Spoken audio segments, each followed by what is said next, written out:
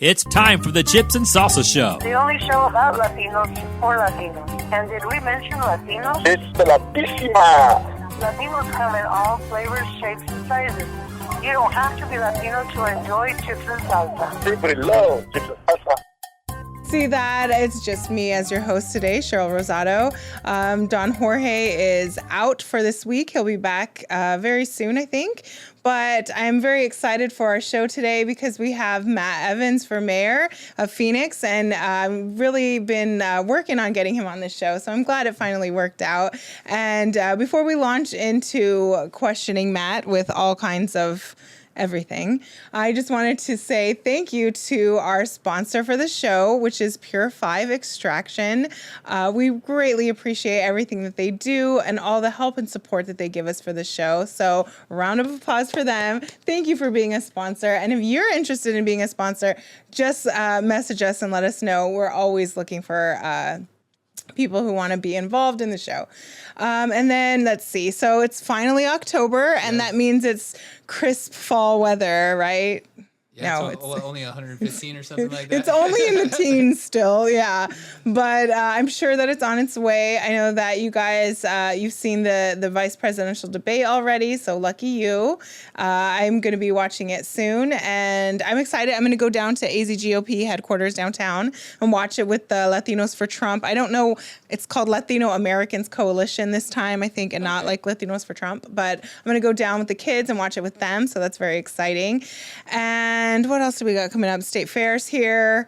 Lots of good stuff to do as the weather is hopefully really going to cool down soon. I'm hoping. I go to the state fair every year, and do you really? Yeah, I do. And my kids have off for fall break, and I want to take them, but it's just so hot. So I'm hoping, holding out till maybe Friday that the weather will cool down enough. But if not, we might just have to put it off for another week or two. But so for me, I've been going to the state fair my whole life, and my thing is, I will only go to the state fair if I can go the very first day that it's open. Because really? It is never going to be cleaner than that day. So that's the only day I will go. So maybe next year.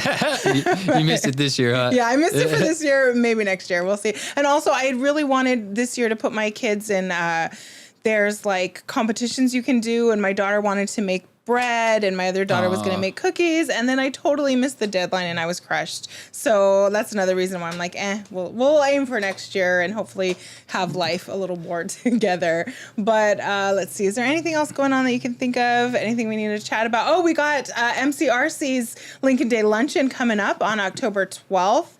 I know that the Teenage Republicans are going to be there and have a table, and I know they're still looking for sponsors for that. So if you want to contact Bob Gomez, he was on the show a few weeks now it's been, and he's the LD3 chairman who is sort of pulling together Lincoln Day Luncheon. So shout out to Bob. I know he's done so much hard work, and we really appreciate that. But I think that's everything, so let's launch into it, Matt. So this is Matt Evans, in case you have not had the pleasure of meeting him. I know you've been making all the rounds at the LD meetings. You've been doing the work, right? It's been an absolute grind, but I love it. You know, it's crazy right now, but we have to get my name out there, or I have to get my name out there, and so I'm very thankful for all the legislative districts that have given me the opportunity to speak so far, all the radio DJs, the podcast host. It's just been a wonderful experience, and just every day is something new. And like I said, it's been an absolute grind, but I love it. And I think we're really having some positive momentum, and we will pull off this upset and defeat Kate Gallego. And it's because people like you are giving me the chance to get my name out there and that exposure. So thank you for having me. I look forward to this discussion, and thank you to everybody else who has given me an opportunity so far. Yeah, and shout out to Stephanie Zink at the MCRC office who helped make this happen as well. Oh, huge shout out to Stephanie and to Jeff Zink. You know, if you're in Congressional District 3, make sure if you get a ballot that you vote for him. Think Zink. Will be. Think Zink, that's right. And I think that's where I met you, at the MCRC office. So yes. Have you been able to speak like at AGC to all the LD chairs, or? I was at one meeting a month or two ago, and I didn't speak, but one of my campaign managers, who's not really a campaign manager, but I say from LD12, Patty Porter, spoke up for me, and she did a wonderful little introduction. So thank you if you're watching. And I look forward to maybe another opportunity in the near future to speak in front of them once again. I love Patty. She's LD12. She's also an AZGOP member at large, like I am. So I get to work with her in that area, and that's very nice. I really like Patty. So she's awesome. a rock star. All of LD12 as well. There's too many of them to shout out. I don't want to forget any of them. But Denise, Carol, if you're watching too, and Craig, I'm already going off the list, but I joke sometimes if we had as much passion, and not to take a dig at any LDs because they're all awesome and they do a great job. Especially LD11. Yeah. And LD11, LD12 is a special beast, though. They're awesome, and they've just been big supporters of mine and really have helped me get my name out there. So special shout out to them, but not to discard any other of the LDs. And no, I mean, I don't think actually you've been able to, you're speaking at LD11 this month, right? Yes, I will be speaking at LD11 on the 8th, and I also will be speaking at LD27, I believe, at the same time. So we're going to divide and conquer and try to get two in one night. Yeah. Nice. So like I said, it's a grind, but you got to roll up your sleeves and do it so you can get your name out there. And I'm really grateful for them giving me the opportunity, putting me on their golden tickets, allowing me to have my palm cards distributed through them. You know, when I do defeat Kate Gallego, we're going to look back and this is a true grassroots movement, and it's because all of the LDs have helped me, you know. So I feel bad for doing that special shout out to LD12, but they really deserve it. But there's a lot of other LDs that have been just as critical and important, and other organizations, not even LDs as well. So that's why I've always been careful to thank people, because I always feel so bad because there's so many other people that deserve things too. But it is what it is. So I mean, I definitely heard Patty annoying people. Can you put up Matt Evans signs? Can Matt Evans? So Patty deserves a shout out. For sure. She was willing to be annoying. So thank you. that says something that she really believes in you. And I know that there was a little bit of like, Matt Evans is an independent, because I know when I first tried to get you on the show, which was before, I know there wasn't a primary, but before the primary, I was talking to Juan from LD5, and he was like, "Oh, my friend Matt Evans," and I asked him, "Is he a Republican?" And he said, "Well, he's very conservative, but I'm pretty sure he's an independent, though." And I said, "Well, Chips and Salsa is not only a Republican only. Like he's totally welcome to come on the show. I definitely want to talk to him." And then the next thing I know, they're like, "Oh, Matt Evans is a Republican," and I was like, "Wait, what happened?" So can you tell us what happened? Yeah, so I think everybody has their journey in life of being in one party or the other, and then kind of having a natural progression to another party. And so my story kind of goes, I was a lifelong independent, but I've always really leaned conservative.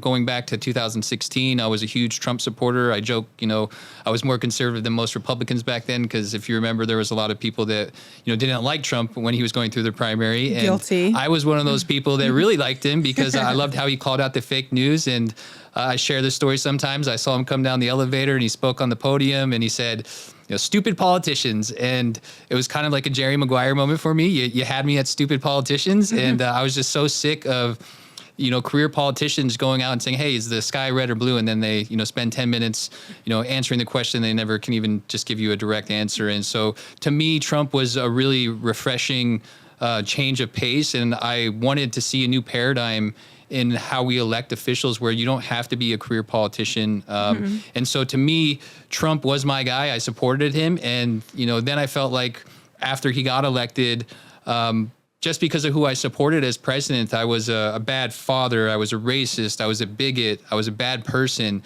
You were demonized. Demonized just because of who I chose to support for president. And then you saw the Democratic Party just really take it to a new level with the Russia collusion, the impeachments, the Stormy Daniels. It was just a complete, 4 years of not giving him a chance. And I always lean conservative on all the issues that we really, have in common. And but I always reserved, the right to just stay an independent. And a few months ago, no one was challenging Kate Gallego, who I really believe has ruined my city. This is my hometown, and I wasn't willing to let her run unopposed. And so I signed up to run for mayor. And when I did sign up, I initially was still a registered independent.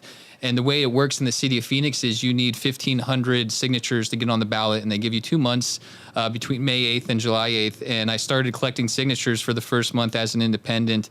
And I really was just, speaking my message to Democrats, independents, Republicans, and it seemed to really resonate, across party lines. And but what I found myself is not getting signatures from a lot of Democrats. I literally would have occasions where someone would be like, "I love what you said, Matt. Give me your petition. I'll sign it right now." And then they take my petition. They say, "Wait a second. who do you support for president? And then I would say Trump. And then they say, oh, I'm not going to sign your petition. And I was just like, but you agreed with you everything literally I agreed with say. everything I said. And then I was finding the Republicans were the ones signing all my petitions. And, as I said, I leaned conservative very heavily for the last, decade.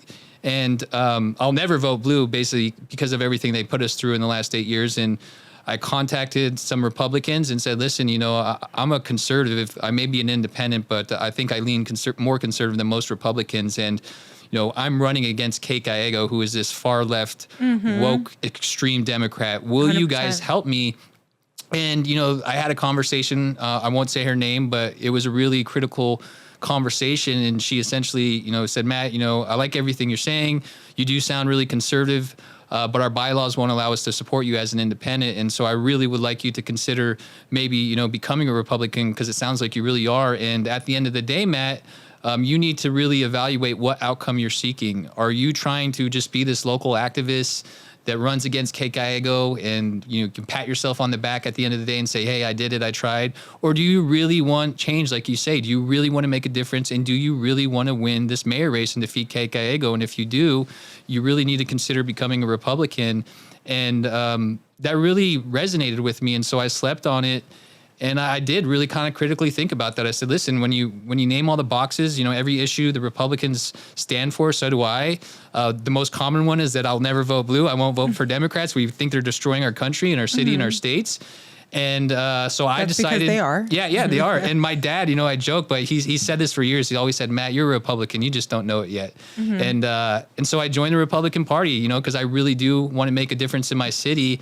And it was the best decision I ever made. I really found my base after I joined the Republican Party. I would go to events and I would speak to people, and I would just, say the truth and say how I really felt. And people would, clap, and they would say, Matt, I really agree with everything you say. I want to support you. I want to get your name on the ballot. I want to help you and get elected. And so it's just a great feeling to just go out to a group of people and be honest, and everybody else also shares that same message and your same values. And so I think it was one of the greatest decisions I ever made to join the Republican Party. I am not just joining the Republican Party to get votes or to go against Kate Gallego. This was just my story of how I progressed to become a Republican. And so, yeah, I am a Republican now. I'm proud of it. Like I said, I think it was a great decision, and I'm never looking back. When this race is over, I'm not switching my registration to an independent. Win, lose, or draw, I'm not going anywhere. This has just invigorated me, and I really want to be a part of the change in the party as well. And so I'm excited that I'm now a Republican. And so that's kind of how my story progressed to be where I am today, from an independent to a Republican. That's awesome. I hope that you will try to get appointed as a PC, because the time for signatures has passed. But we really need new, fresh, activated people to join the party and to help us, steer it away from that McCainism that's still sort of holding on, and we're trying to get rid of it. And the grassroots is really trying to become cohesive together and become stronger in our numbers together, because there are more of us than there are the uniparty or the establishment, and so we can get together, and that's how we can affect change and make a difference. And I really like that you said that, because that's what is so important to me. Is I really want to make a difference. Why I joined Chips and Salsa is because I wanted to do something to try and have my voice heard for the positive, for, like we talked about before the show, for our children, right? Because your children are what, you look at them and they motivate you in a way that, for me, nothing else really motivates me than I see my children, and I don't want them in the Phoenix that Kate Gallego has been leading it, the way she's leading it, the direction that it's headed. I don't want them to have that Phoenix. I want them to have the Matt Evans Phoenix. Yeah. So, and I know that, I heard that she will not even debate you. Yeah, she won't debate me, which is pretty hypocritical of her, because before she was mayor and when she was in the city council running to be mayor, she participated in that debate because she needed to get her name out there and she needed to speak to the voters. But now that she is the mayor and there's only one other other candidate running against her, myself, she's refusing to debate, which is just a shame because there's 1.6 million people in the city of Phoenix. There's 850,000 and some change of registered voters. There are only two candidates, Kate Gallego, a Democrat, and myself, a Republican. And the people of Phoenix deserve to hear what our policy is going to be for the next 4 years. I say this all the time. The Achilles heel to corrupt politicians is our right to vote. And how dare she not give voters the chance to hear from the two candidates that are running? And so when I am elected mayor, I'm going to aggressively try to implement a city ordinance requiring candidates that want to be representatives of the people of Phoenix to participate in debate. And I'm also going to make sure that Phoenix is responsible for hosting those debates because this is a free country and the voters need to be informed about their choices that they're voting for. And so it's just a shame that Kate Gallego is refusing to debate. Yeah, it's ridiculous. It's a way for people to hide, you know what I mean? Because transparency is what lets the voters know. And when they're hiding something, when they don't want to go on a debate, when they're doing these things, like what's the voter supposed to think? You know what I mean? And then, I know that that clean elections is then they're going to have a town hall for you, right? Where you can answer questions from the voters, and she just doesn't show up. You would think that the clean elections would have a town hall for me, but unfortunately there's nothing clean about the Clean Elections Commission. So I reached out to them a couple months ago when I looked at their debate schedule, and I noticed that there was a debate for the mayor of Mesa and the mayor of Scottsdale, but not one for the city of Phoenix. And so I reached out to the director. Her name is Regina. I forget her last name. It's not really that important. But I asked her, why aren't you guys hosting a debate for the Phoenix mayoral race? As I said, there's 1.6 million people. The population of Phoenix doubles Mesa and Scottsdale's combined. And she told me two things. There wasn't enough interest in the debate, and it was too hard logistically to put on a debate for the mayor race in the city of Phoenix, which I think are just excuses and cop-outs. And so it's just really unfortunate that the Clean Elections Commission wouldn't even be willing to host a forum for me to at least give me a chance as a candidate to speak to the voters. Because I know they've done that. I know they just did one for... I think they're the ones that did one for Kelly Cooper. Yeah, they did it because if the other candidate refuses to show up, they'll still host it and allow that person an opportunity to speak to the voters. And I'm glad you brought that up because there's a few other hosted debates where neither candidate had showed up. And so you think there would be an opening on their schedule, right? If you have one person interested. But even those openings they showed up, they still weren't willing to give me an opportunity. And that just shows you how deep it really goes when you get into the political game, especially the media too. I want to call them out because there's a lot of these liberal media organizations that aren't even giving me the time of day or a chance to at least speak and have an interview. And that just goes to show you they're trying to suppress your right to understand who the candidates are because they want their candidate for their party to get ran, and that's Kate Gallego, who is the Democrat. And so it's just a reminder of the dirty politics we face in our city and just a reminder of why I'm running so we can fight against it and have people that actually are here for the people they represent. And I know why Kate is afraid of you because we have things like the homeless situation in the city of Phoenix, and I don't blame her for not wanting to speak about that publicly because we literally had to sue her to do something about it and to get the zone, as it's called, clean up. And I know that homelessness and like the whole fentanyl is like a very big, worrisome issue, especially for parents like myself. What is your plan? How would you tackle that? How are you going to be different from what Mayor Kate hasn't done? Yeah, so Kate Gallego is absolutely scared to death to debate me because she knows that I will be the next mayor of Phoenix if I have an opportunity to speak in front of the citizens of Phoenix and call out all of her failures. My campaign is really an indictment on her failures as mayor of Phoenix. She has completely ruined our city and allowed this homelessness crisis to grow out of control. And it comes down to a few of her philosophies and mentalities. First, she continues to push this narrative that homelessness is not a crime.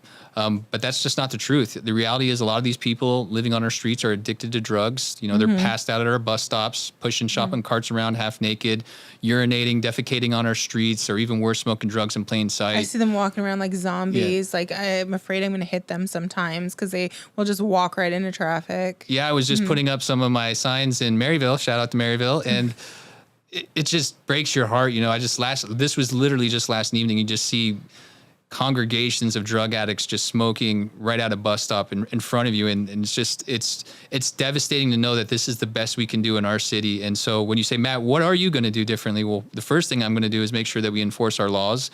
We're going to have a citywide initiative to clean up our streets, and I'm going to set a new tone in the city of Phoenix. And another thing that I'm going to do is leverage my tech background. So I'm a senior DevOps engineer. I've been working in tech for the last 15 years, building out technical infrastructure, responding to system failures.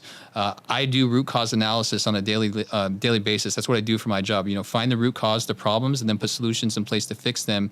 And then the other component to my job is observability. So monitoring our systems, collecting data so that we know when we're making changes to the system, if it's actually having the impact we intend it to have. And so I'm going to transform Phoenix to be the most technologically advanced city in the country. I'm going to build out a new data platform, specifically a data lake. We're going to have a set of APIs, and we're going to require these shelters and services and nonprofits to integrate with us. So if you're a CAS or a St. Vincent's de Paul, you're going to have to integrate with our platform and publish metrics to us. And then we're going to take those metrics, we're going to transform them into dashboards, and we're going to publish them for the people of Phoenix so everybody can understand at a click of a button the scope of the issue in your city. Because I'm a big believer that if we don't really understand the scope of the problem, we can't fix it. We really have to understand the issues that we face. And it's actually twofold, because one, it gives us a level of transparency that we've never had. We actually can understand the issue.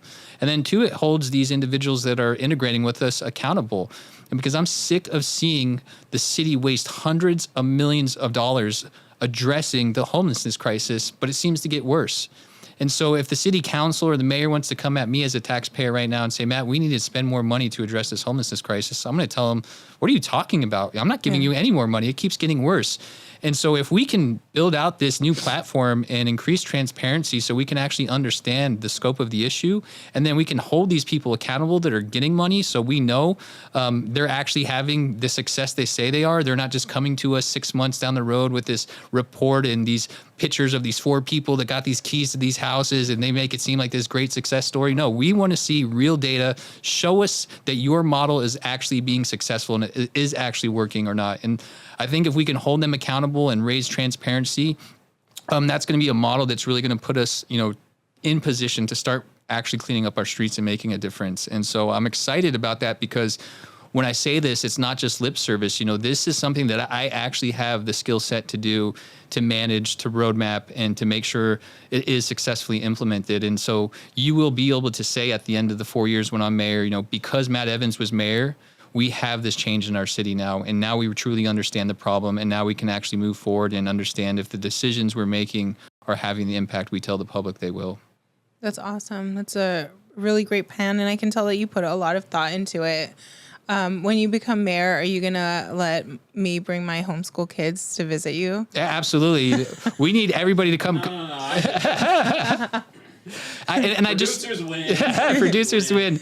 And you say that in jest, but it's true, because a lot of people ask me about solutions, and I tell them, when I'm mayor, if you ask me about that, I'm going to bring you into the mayor's office. We're going to go to the whiteboard and we're going to figure this out together. We need the people of Phoenix to be stakeholders in these solutions that we find, right? It's not just me figuring everything out for you. We are all responsible. I'm just a representative of the people. And so I'm going to actually rally the people to come in and participate. And I think that that's going to make a true difference when they can participate in the solutions. And I just want to unpack the question a little bit more, because I did say I'm going to build out this data platform, and I'm going to increase transparency, and I'm going to hold these people accountable that are getting money. But we also need to focus on mental health and rehabilitation. We need to focus on the treatment. The current mayor of Phoenix, Kate Gallego, has said, and this is a direct quote, the solution to homelessness is housing.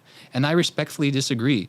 I believe that we need to make affordable housing a priority, but if we don't focus on the treatment and the mental health, it's not going to do any good. It's not going to do anything. Did you know that Arizona ranks 50th in the country, last in the country when it comes to mental health? Wow. Yeah, so we really need a mayor that cares and that's really going to be focusing on the solutions. And it's not just about building out shelter too. We have to put these people in a position that when they're rehabilitated, they can get a job and they can earn their own income, because if they can't, then they're never going to be able to afford to get out of the homelessness crisis and that they're in the first place. And so we just need someone that truly cares, that really is going to make it a priority. And that's exactly what I'm going to do when I'm mayor of Phoenix. Right. And I kind of think it's the same about you saying, to bring the constituents in so that they can help you work on a solution, and then they'll have like that ownership and they have sort of like a stake in it. It's the exact same thing with a homeless person that you might have been able to get through treatment. And if you can get them a job, and a real job, like we said, not like, then, and they can earn money, then they have more of that, like more's at stake, and you can have personal pride in what you do. And that really matters. It does. They need to develop self-worth. They need to renew their hope in their life and know that there is something on the other side. I know what it's like to be lost. As of February of 2024, I'm now 10 years sober of opiates. Thank you very much. So I know how it is to be on the other side, to be completely lost, to be without hope, to feel like your life is over and there's nothing there for you. But sometimes you need someone to kind of take you out of that and give you that mental reset and really work with you with compassion and humanity and give you that second chance at life. But to allow people just to continue to live on the streets and dwindle away addicted, especially, teenagers that are 14, 15 years old, it's the wrong strategy. I don't care what Kate Gallego is saying she's doing to address the homelessness crisis. Clearly it is not working, and anybody that drives around our city can see that's true. Okay, well, we are going to take a quick break to hear from our sponsors, and then we'll be back to finish up our chat with Matt Evans. This air conditioner isn't working again. I'm roasting in here. Hi there. I'm from Canaloo Air. I'm here to fix your air conditioner. Canaloo Air is a family-owned HVAC company that specializes in residential air conditioning and heating. We offer a variety of services, including installation, replacement, repair, and maintenance. Canaloo Air. We keep your home comfortable all year round. Call us today for a free quote. Why Canaloo Air? Here are the top 5 reasons. Family-owned and operated. We are committed to high-quality service. Our technicians use the highest quality parts and equipment. The business is a member of the Home Advisor Elite Service Award program. And finally, we have an A+ rating with the Better Business Bureau. Visit our website, canilooair.com, or call us today, 602-609-3480, to schedule an appointment. Okay, and we're back. So thank you to our sponsor. And okay, Matt, so you get in and you're elected and the entire city council is Dems. Can you still be effective? Can you do those things that you were just talking about right before the break? So that's a great question, and one I get all the time. And just for people who don't understand the scope of the city council, there are 9 members right now. We have 7 Democrats and 2 Republicans. One of them says they're Republican, but I don't believe they are. Okay. And so, anyways, we can talk about that later. But what I will do, and this is kind of what I say to my statement here, is, when I'm elected mayor of Phoenix, that is the people of Phoenix declaring the path they want forward. So if the Democrats on the city council want to oppose my agenda and my policy, I refuse to compromise the will of the people of Phoenix. And so they are going to be held accountable, and I will call them out publicly, and we will run a campaign against them and vote them out the next election cycle. There is no compromise. I am running my message, and the people of Phoenix are electing me. And so they either have to get on the train or get left at the station. There will be no compromise. Well, I love that. So thank you. And then what else did we talk about? Funding? Yeah, funding. So I think one of the questions around that is, if you get a lot of federal funding, how are you going to do that? How are you going to manage that? Obviously, that's kind of going to have to be by committee. I'm sure when I get in, there's attorneys that you have to talk to and all kinds of special cases that made it. Yeah, right. We don't want any attorneys. Yeah, we don't want attorneys, right? But it really depends on what the use case is. There's going to have to be specific examples. If you just want to understand at a high level how I am a conservative, obviously. So we have to be very conservative in how we choose to spend. And again, that goes back to my whole data platform. We really have to raise transparency so the public is informed on the dollars we're spending, and if the dollars we're spending are having the outcomes that we say they're going to have. And so we really just have to have someone that's very mindful about the dollars that we spend and how we spend that. But we also need a mayor that is pro-growth, and I am definitely a pro-growth mayor, and we definitely have to keep this economy. We have to help make this economy thriving and keep Phoenix, the 5th largest city in the nation, growing to eventually be the 4th or 3rd largest city in the nation. And so I will use every tool that I have to make that happen. Okay. And then the big question that everyone's talking about, DEI. Yes. What are your feelings on that, Matt? DEI can go in the trash. Okay, wait, say what DEI is, just in case someone doesn't know. Just Diversity, quick. equity, inclusion. Yes. And equity is not equality. So I filled out an application for the City of Phoenix Civilian Review Board that they recently started.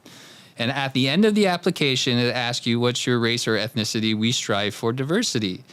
Well, when I'm elected mayor, we are going to remove that question from that application and from every single application in the city of Phoenix. There will be no exceptions. Good. There will be no men and women's sports. There will be no men in women's bathrooms. Yes. Kate We don't Gallego want is that. actively trying to transition into gender-neutral restrooms, and that will not happen on my watch. In fact, I'm going to have a ceremonial write DEI on a piece of paper, throw it in the trash, and Crumple set it it on up. fire, and I'll go live on my Instagram because I am setting a new tone in the What's your city of Instagram? Matt for Phoenix is my Okay, username on just- Instagram. Okay, So we'll link it in the description. So it's a big deal, really. You know, our children are under attack in this country right now from the Democrats, and so are our women. And I have 2 daughters myself, and it's a very personal issue for me. And we need to start hiring people based on the merits of their work and the content of their character, not their color of their skin. So there's you did mention that one of your daughters was involved in sports for a while, right? Yes. So yeah, that's something that you can definitely you wouldn't want. It's insanity. It really is. DEI is insanity. There's no place for it in our country, and there's no place for it in the city of Phoenix. And I will make sure when I'm mayor of Phoenix that we kick that out. And how do you feel about school choice, ESA type? Yeah, I love school choice, right? I think we really need to foster school choice. My daughter was in a private school for a really long time, but then we had my second son and he was getting into school, and for a variety of reasons, we had to switch to the public school system, and I was very nervous. I'm one of the lucky ones in that the particular school that my children happen to go to has turned out to be a fairly good school, but I really wish more people had the opportunity for school choice. And when I had my daughter in private school, some of these schools, it can be pretty expensive for tuition. And someone like me that doesn't make that much money, I was really finding myself in a battle of, grinding, filling out applications for scholarships for the tuitions. And every year I would have to do that. And sometimes I would be fortunate, or sometimes I'd be less fortunate, and I'd have to, come out of pocket with that. And so I'm really excited to see the school choice be kind of a true issue of as of late. And I really look forward to having more funding going to it, because right now I think you're in this kind of this gray area where the cost of tuition is a little bit higher than the amount you actually receive. And so I would actually like to see that increased even more, because I think if we do increase it even more, then it gives us the ability as parents to actually have more choices that are more affordable. And so I'm a huge proponent of school choice. Good. That's awesome. I don't know if I told you, but I do homeschool my kids. And Okay. so I'm very, very passionate about school choice, and it's so important to me. And I just love to hear when the guests say, yes, I support that, because even if all you can do is support it with a vote or whatever, I want to know, and I know all the homeschool parents want to know, and all the ESA parents and all the private school parents, we want to know that someone's there going to bat for us, whether it's, a big issue or a small issue, that. Yeah, you're it's right. important. And especially with all the indoctrination that's trying to happen in our public education system, they want to take away our right to choose private education or homeschool, but then they want to push their crazy, wicked policies on our kids, get out of here, so we absolutely need school choice. It's a way that we can actually fight back against, these evil Democrats. Right. Exactly. And I like how you put that, not afraid to say it. So No, we are in a war of good versus evil. Make no mistake about it. 100%, I am not afraid to speak the truth. The Democratic Party is ruining our country right now. We are in a war of good versus evil, and we have to fight back. We cannot give in whatsoever, because if we don't, our country and our freedom will no longer exist. So this is a super critical election. I'm sure you've heard it, maybe the most critical election in the history of the United States. So if you're watching this, get out and make sure you vote, and vote red. yes, and I really love everything that you've said here today, Matt. And if you like what Matt said and you would like to help support Matt, do you have a website? I'm sure you have a website. Yes, I have a website. It is mattforphoenix.com. And as I say before, I truly believe my message wins against Kate Gallego. It's just a matter of getting my message in front of enough people. So if you do want to support my campaign, there is a link to donate on my website. And a great way to stay up to date with my campaign is going to my Instagram, which again is Matt for Phoenix. Thank you, everybody. I really appreciate the opportunity today. And if someone wants to join, as a volunteer, Are you looking for people to hand out lit or lectioneer? Every single day. There is actually a volunteer link on my website as well. And you're Awesome. more than welcome to DM me and have a conversation and meet me for coffee and see how we can really activate your You didn't willingness bring to me a support. coffee, Matt. I'm disappointed. Well, we can go to Starbucks. It's around the corner. So Well, thank you. And so if you're interested in what Matt has to say, we will link it. You could share this video with your friends on social media so that we can get Matt's message out there. And if you want to hear more, I'm sure you do like meet and greets and all kinds of things. So it's, what you can imagine to help support Matt. Matt is definitely going to take it. So just contact him if you want to donate some money, donate some time, donate your talents, anything like that. And Matt, thank you so much for Thank you coming so on the much. show. We'll see you guys soon. have a great day, everybody. Bye.